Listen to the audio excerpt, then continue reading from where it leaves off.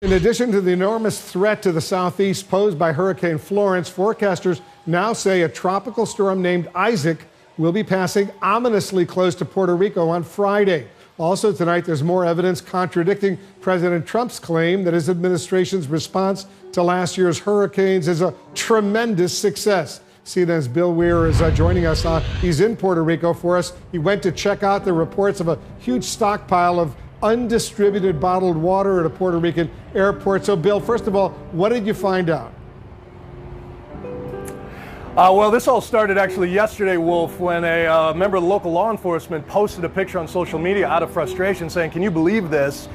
Another example of sort of the failed response. And we went, and it was not hard to find, some 20,000 pallets of bottled water. By our back of the envelope math, that's about 38 million bottles of water, or 10 for every resident of Puerto Rico or so, just sitting there, baking in the sun. Apparently FEMA started delivering to that airstrip back in the fall, October or November or so. They didn't start distributing it until May, and then some residents complained of a foul odor and taste, unsure whether it came that way or it got that way after sitting in the sun for months in the heat down there. But then that prompted more water testing, and it's just been a sort of a perfect storm of logistical nightmares. And this is such a glaring example of how emergency management is so much about logistics. And I couldn't help think back to all the folks I saw a month after the storm drinking rainwater, drinking creek water, and all the very solid, earnest National Guardsmen and FEMA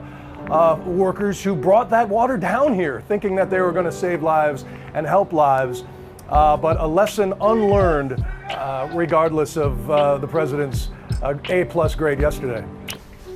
Shalom, like give all honor, glory, and praises to Yahweh, Ba'ashem, Yahushua, Ba'ashem, Rakakudash, like a double honors to our apostles and elders, a great millstone. Salutations to all you sincere brothers pushing his word across the four corners of the earth. And this is an article from CBSnews.com, and the title says, possibly millions of water bottles meant for Hurricane Maria victims left on tarmac in Puerto Rico. And this was actually published on September the 13th, 2018. I was watching the GMS brothers, and through the spirit and power of Yahweh Bashar Shai, they touched this topic right here. So nevertheless, even though this is from last year, it's still edifying to the body, because so the sincere brothers that are in this, they are waking up even more to the fact that this so-called white men who are the biblical Edomites are the devil that the Bible speaks about. So it's still edifying to the body, Lord willing. So possibly millions of water bottles meant for Hurricane Maria victims left on tarmac in Puerto Rico. The federal government's response to Hurricane Maria is under fresh scrutiny over photos showing what appear to be millions of water bottles meant for victims still sitting on a runway in Ceiba, Puerto Rico, more than 1 year after the storm. The Puerto Rican government has placed much of the blame for mismanagement of resources on the Federal Emergency Management Agency, FEMA. A senior FEMA official told CBS News David Benog that if FEMA put that water on that runway, they would be held to pay. If we did that, we're going to fess up to it. And when has in history that Esau came to fess up something for his wrongful doings? It never been a chance. If he did, there's going to be an ulterior motive behind it. You best believe that. So this so-called white man is nothing truthful about him, and this was all planned out by these higher ups to do something like that. It's pretty much mockery made at these so-called Puerto Ricans, because at the end of the day, they know exactly who those so-called Puerto Ricans are, which are from the tribe of Ephraim, which are a part of the 12 tribes of the nation of Israel. So I will leave this article in the description box. You know, this just goes more into how this so-called white man has a total disdain for our people, you so-called Negroes, Latinos, Hispanics, and Native Americans. But our people, they still want to hold hands. They're still trying to fight for equal rights. They're still trying to fight for reparations in this society, that this is a country that enslaved your forefathers and is still putting hell on your people today. So it's nothing going to change by the so-called white man. But majority of our people can't see that fact, and they're going to really learn that actual fact when they be put up into a concentration camp, or you seeing your loved ones getting raped or gunned down when martial law be implemented in the streets of America. That's when you gonna come to the total conclusion that, man, I should have listened to those guys who holding street signs out there on the streets, or when I came across those videos, they calling the so-called white man the devil, things of that such. That's when it's gonna really gloom down on you that I should have listened. This is gonna be the biggest I told you so to our people. This is Genesis 27th chapter, verse 41. And this is where it all began from. And it says, and Esau hated Jacob because of the blessing wherewith his father blessed him. God, these so-called Caucasians, they know exactly the inheritance that we have coming for us, which is the kingdom of heaven, ultimate salvation for the nation of Israel, beginning with the elect of the nation of Israel. Then the ones of our people that didn't want to get right with the Most High on this side, they're going to be brought back forth into the next kingdom, which means they're going to have salvation as well.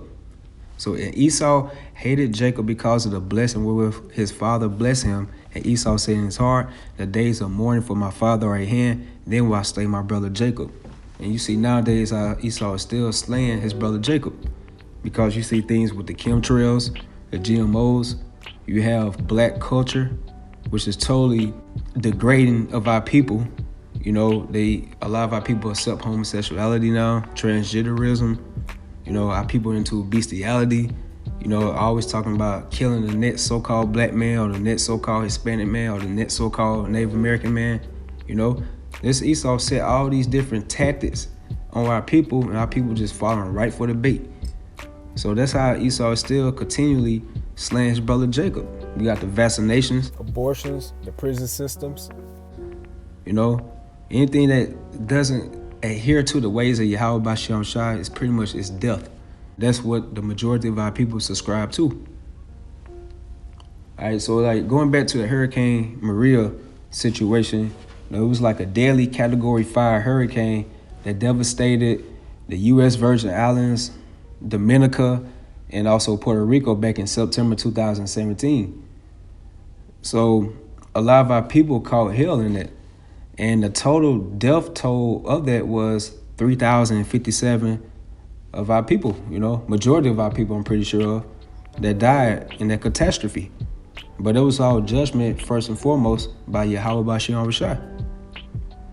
All right, so this is Ezekiel, the 35th chapter and the 5th verse. This to show you how this so-called white man has a disdain toward our people.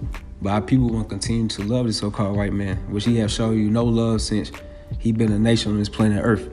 So Ezekiel 35:5, because thou hast had a perpetual hatred, and something perpetual is ongoing, it's forever pretty much. And that's how Esau is in the spirit. Every time he comes back in his reincarnation, wherever, that Edomite is still going to have that disdain toward you Israelites, because through the spirit, it's a spiritual battle. And they know exactly who we are according to the spirit. That's why they have that disdain, that hate, you know, toward our people. And has shed the blood of the children of Israel by the force of the sword in the time of their calamity. In this Hurricane Maria situation, you know, they needed aid. But at the time of their calamity, what did Esau do? He left water in a deserted place of the Puerto Rican island. And it's been over there for over a year, you know. And that could have been very useful to those people over there. So it shows you that by the blood of the children of Israel, by the force of the sword, in the time of their calamity, Esau, he doesn't care about your distress or your different adversities or calamities you're going through. You know, they have a total New World Order plan to get rid of the 12 tribes of the nation of Israel. So our people continue trying to fight for equal rights and try to be on this so-called white man's side. But here he is, he has a hidden agenda to get rid of you as a nation, period, in the time that their iniquity had an end. Therefore, as I live, said the Lord power, I will prepare thee unto blood, and blood shall pursue thee. Since thou hast not hated blood, even blood shall pursue thee. So it's going to be a turn of things on this so-called white man, because how he did our people for over 500 plus years, he's about to get a real big foot up the ass himself. First and foremost by Yahweh B'Shem Shai, then he's going to let his holy prophets have fun on these Edomites. And that's something we definitely believe in and we hoping for. All right, so this is Sirach, the 12th chapter and the 10th verse. Never trust thy enemy, for as iron rusted, so is his wickedness. So as iron rusted, so is the ways of this so-called white man. He's going to show himself some way, somehow.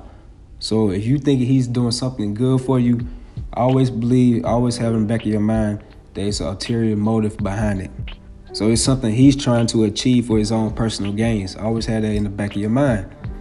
Though he humble himself and go crouching, yet take good heed and beware of him, and thou shalt be unto him as if thou hast wiped a looking glass, and thou shalt know that his rust have not been altogether wiped away. So that rust is similar to the wickedness of the so-called white man. So as that rust be upon that iron, which is unstoppable, this is how the wickedness of Esau is going to be on him. It's just spiritually in his DNA to be wicked, to be sinister, to be on that left-hand side, to be evil. Set him not by thee, lest when he had overthrown thee, he stand up in thy place, neither let him sit at thy right hand, lest he seek to take thy seat, and thou at the last remember my words and be pricked therewith. And when Columbus made it to the island of Hispaniola, which is modern day Dominican Republic and Haiti, look how he did, the indigenous people over there. Columbus made a quote that said he couldn't put down his sword for like an hour.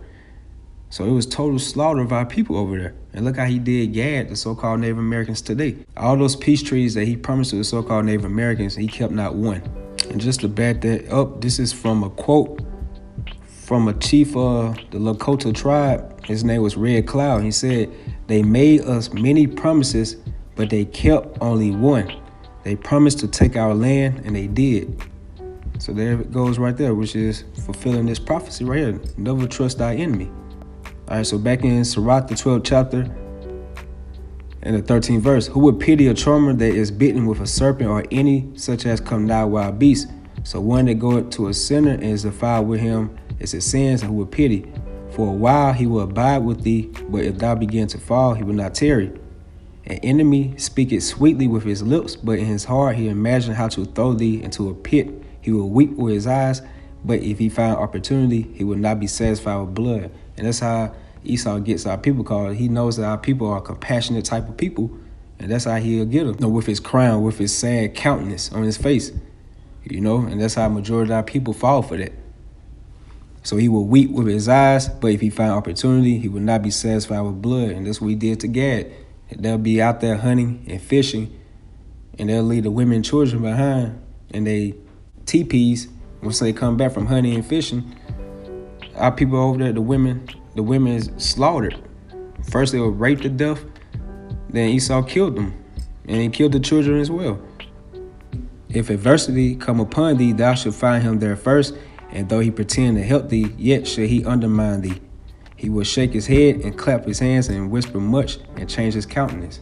So don't fall for the so-called white man's tactics. That's why the scriptures say specifically, never trust thy enemy. The so-called Caucasians are our enemies, and these other nations are our enemies. So therefore, we should not trust them.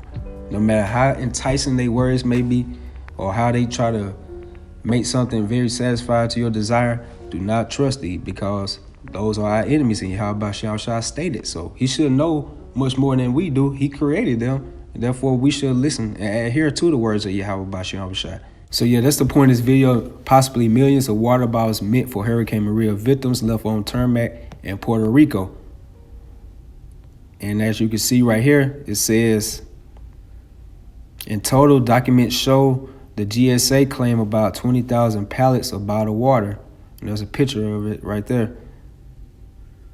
Just all that water right there pretty much is going to waste, But that's the devil for you. So with that, I hope you all were edified. Give all honor and glory again to Yahweh, Ba'Shem, Yahweh Shai, Ba'Shem, Rakakwadash, double abundance again to our apostles and elders of Great Millstone. Salutations to all you sincere brothers. Shalom. So I just want to be precise. You said 38 million bottles of water just sitting there when they could have been distributed, that water, and help people? Exactly. We were doing the math according to how many bottles in a pallet. So there were two statements put out, one by FEMA that says, look, it's just our job to get the resources to the island, to the state, and then it's up to the locals to distribute it. The Puerto Rican government put out a statement that said, basically, they sent us too much too late, that we have an extra 20,000 pallets of water that we will be returning.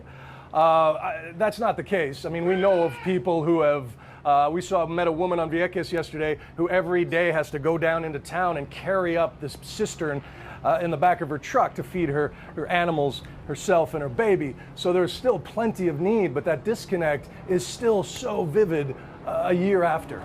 It's shocking to hear it. All right, Bill Weir on the scene for us in Puerto Rico. Thank you very much.